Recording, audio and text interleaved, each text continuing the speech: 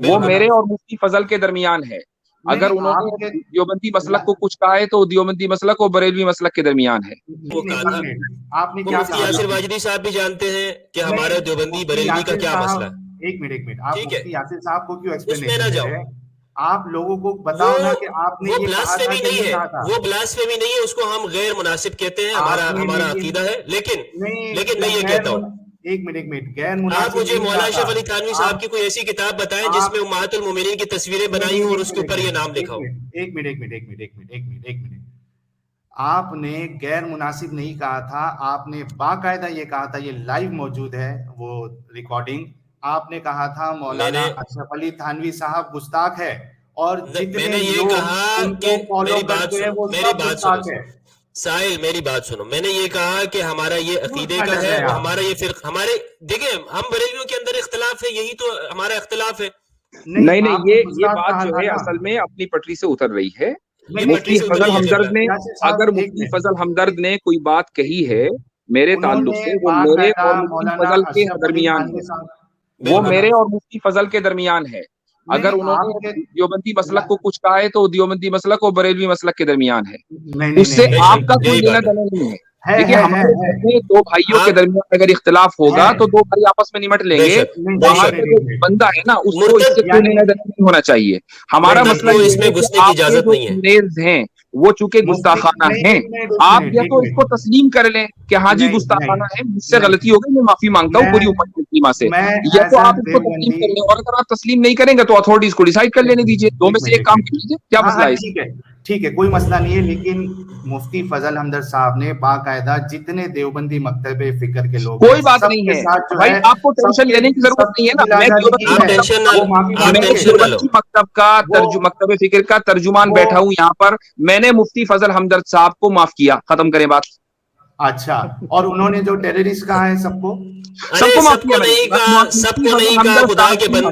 مطلب مفتی فضل ہمدرد صاحب کی کوئی بات مجھے بری نہیں لگی ہے, ہمارا مسئلہ ختم ہو گیا. اب آپ اپنی بات کریں.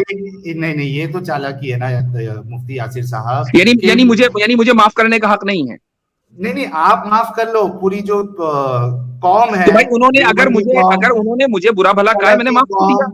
نہیں ایک منٹ, وہ آپ اپنے اکیلے سے آپ معاف کر رہے ہو نا ان کو. یہ پوری جو قوم کے خلاف انہوں نے جو بات کہی ہے کہ مولانا اشرف علی تھانوی صاحب اور ان کے جتنے ماننے والے, یہ سب تو بھائی میں ان کے مسائل اس اسٹریم میں میں ترجمان ہوں نا دیوبندی مکتب فکر کا, مجھے حق ہے. کوئی بات نہیں, مجھے حق ہے, ترجمان ہوں نا, میں ریپریزنٹیٹیو ہوں اس مسلک کا. کیا مسئلہ ہے آپ کو؟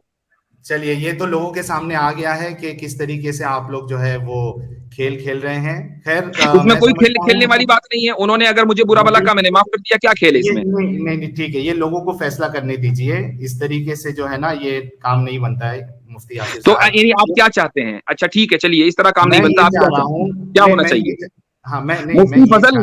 مفتی فضل نے مثلا مجھے گستاخ کہا, تو اب میں کیا کروں؟ آپ کو گستاخ نہیں کہا ہے. اوکے, حضرت تھانوی کو گستاخ کہا ہے, تو اب کیا کریں؟ ہاں نہیں, یہ پرابلم اس کا مطلب ہے کہ ان کے یہ تھمبنیل جسٹیفائی ہو گیا نا جی. یہ کہنا چاہتے ہیں کہ انہوں نے ایسے کہا لہذا میرے جسٹیفائی ہو گئے, اور یہاں پر پوری قوم ہرٹ نہیں ہوئی. ایک منٹ, یہ اپنے یعنی یہ لائیو میں جو باتیں میں نے چلائی ہے اس میں انہوں نے صاف کہا ہے کہ سالے وہابی.